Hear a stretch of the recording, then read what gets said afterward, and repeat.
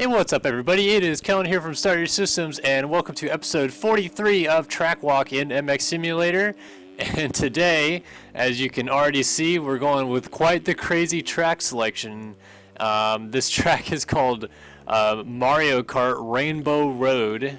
Any of you guys that have played Mario Kart before have probably played a track that looks something like this. I think most of even the newer Mario Karts have Rainbow Road in it. It was a very popular track from the original Mario Kart, and this guy named Wolf MX, or it's like WOL and then capital FMX, decided to create like a sim version of this track, and it is pretty intense. If you go off the side of the track, I'll just show this to you. It's not like you fall off miles and miles of cliff. There's plenty of track on either side to run into, but the whole point of Rainbow Road in Mario Kart is you're way up in the sky, and if you fall off, you fall to your death or whatever, and then you get reset by those floating cloud guys. I think that's one of them sitting right in front of me right now. Long story short though, the guy that created this track did a pretty damn good job of making a ton of new models, billboards, and models alike to work in this game. There's only so much you can do in Sims, so like you can't actually have power-ups per se, but like look at that model that I think those are like those, they look like giant bombs, but they're on leashes and they like run around and eat you. I don't know, I'm not the biggest Mario person, but yeah, this track is pretty insane. Oh, I just OJ'd that. And even stuff like modeling that thing that you saw on the left side when I was jumping into this, he like modeled those stars that you collect in Mario. That in the original Marios, they gave you the power-up mode where you turned all shiny. But in the Mario Kart version, I believe it's just you're collecting them, trying to reach a goal. I know that stars are always a collectible item in some of the newer Marios, like Super Mario 64, for example, and Mario Party. You collect stars to win the game. But it's just so cool. This track is insanely well put together for something that is a game that is nowhere near close to a karting game, if that's what you want to call it. And I apologize for any epileptic seizures you may encounter from watching this video, since the entire track is, of course, a rainbow. So there's quite a lot of vibrant colors, and I apologize if this is a little bit too much for your eyes, but I figured this would be a fun and interesting track to show off. Up too far. It's so hard to time things too, because he made everything huge jumps like they are in the Mario Kart version, where you do these like ramp jumps, ramp to ramp, and if you don't make it, you fall down, and if you don't land in the right spot, you fall down. It's a very challenging course in Mario Kart, and he did a pretty good job making it just as challenging in Sim, that's for sure. I actually remember we like kind of raced this, sort of, with a bunch of people one time, and nobody finished even close together because you had a lot of incidents like this where you'd come up short. I also like how he incorporated kind of like motocross-y things into it. For example, like we just went over more or less a Supercross triple. There's no Supercross triples in Mario Kart, so it's kind of cool that he also put a little bit of the moto side into it. But of course, it's all just trying to replicate this Mario Kart track, which again, I'm not too sure whether this track is supposed to be a replica of any of the versions that we've seen in Mario Kart in the past. It might be, but really just a pretty cool design and put together very well, like I said. So I'm just going to keep trying to ride a lap on this thing, and again, because there's no like official way to do power-ups in Sim or anything, the bananas aren't going to hurt you. So if you go through the bananas, they're not going to, like if I go through this shell, I'm not going to get knocked off the track. He could have put collisions on that and made it so you can't hit those shells. That kind of would have been cool maybe, but again, I'm not going to knock him on small stuff like that. He did a great job of putting the whole thing together. And I can't seem to land any of the jumps on it. I was kind of hoping I would be able to do at least one lap without falling, but as you can tell, these are very tricky jumps to time, like this double, for example, right here. Just got an edge over that. Let's see if we can get a big whipper tail. There we go. May notice I'm also running this white and blue goldish looking bike with the number 952 on it.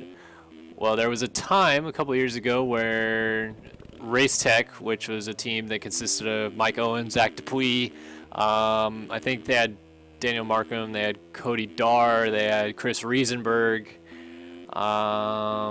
Trying to think of who else was on that team. But anyway, they had these bikes on Kawasaki's in, I don't know how far I'm supposed to go. But anyway, they had these bikes on Kawasaki's in 2013, and when Zach Dupuis won the outdoor championship in MX Simulator, they took the Kawasaki's, which were yellow and green, and left the yellow accents, but then made the whole bike white, and then the base accent blue instead of the like greenish color that it was. So it ended up with this cool look, and it was supposed to be like a team bike for Barry/Race Tech that we were going to try to put together, but it never came to fruition.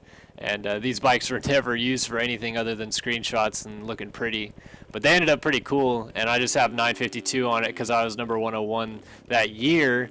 And I didn't know what number I was going to be the next season, but I knew I'd earned a pretty high digit, or low digit if you want to call it. I ended up being 17, but I didn't know what number I was going to be, so I went with the 3-digit number that I started the game with, which is 952. And obviously I like 52, the number, so just suited me.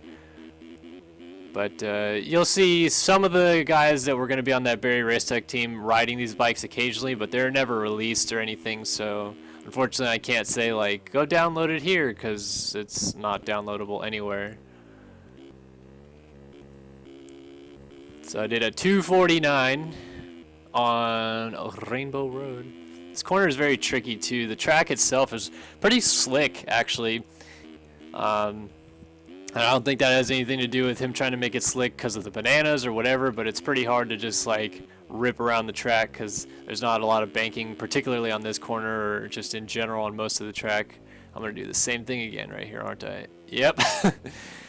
Bounce and crash. But man, this track is just so cool. I remember playing Rainbow Road on Mario Kart on the N64 with one of my best friends growing up, and he had an N64. And when we weren't playing Excite Bike, we were playing Mario Kart usually. And so it was always a really fun game to play, and I just went down. I just got ate alive by that guy on the leash, that giant ball. I wish I knew more of the names in Mario so I could kind of explain what some of these things are, but I never had Super Mario for any system because I only got an N64 when I was like 13, particularly for nostalgic reasons. I didn't like actively start playing games again because when I was 13 the PS2 and Xbox original were already out and putting out, you know, better looking games in general to that of the N64. I think the GameCube was already out too, but who the hell bought a GameCube? Am I right? There we go, that's a nice whip.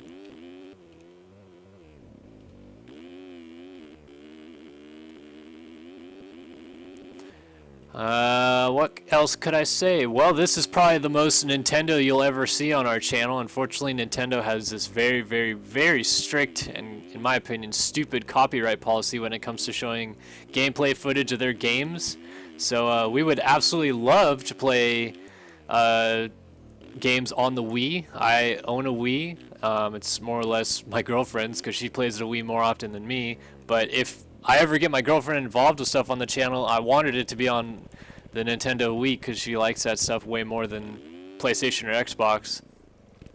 But unfortunately, yeah, Nintendo has some really dumb copyright policies about videos that show their gameplay on YouTube channels. So we don't really want to have to go through that whole process with Nintendo, and therefore we will not do very many Nintendo stuff. But hopefully in the future they'll get rid of that policy and we'll get right into the Nintendo action because I really like Nintendo.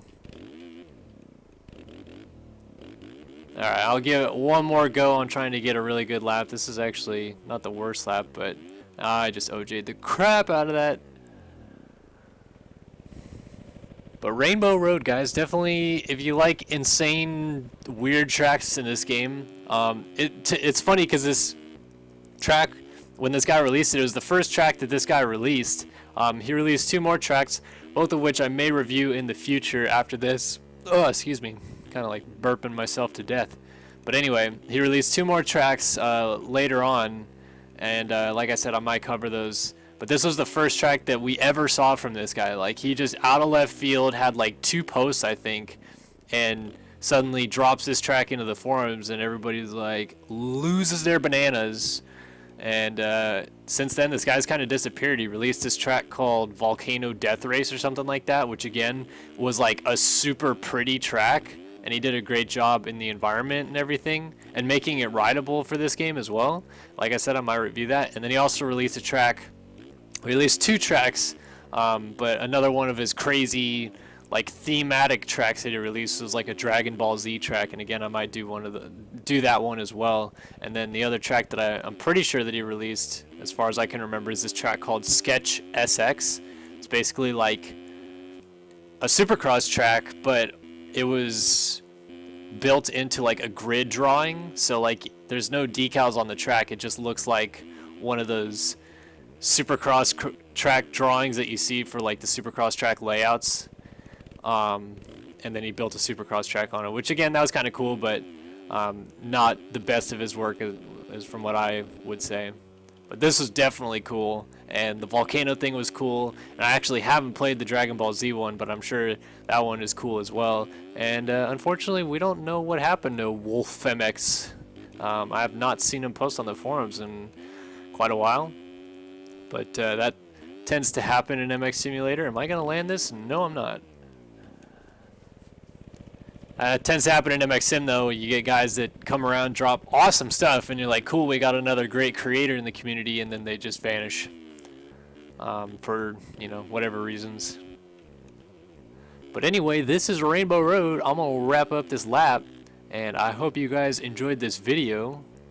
If you did, please like it. Please comment. Let us know your thoughts, what else we should cover. Subscribe to the channel. Get involved. We like having fans involved. And yeah, this was Rainbow Road by WolfMX for Track Walk, episode number 43 here on Start Your Systems.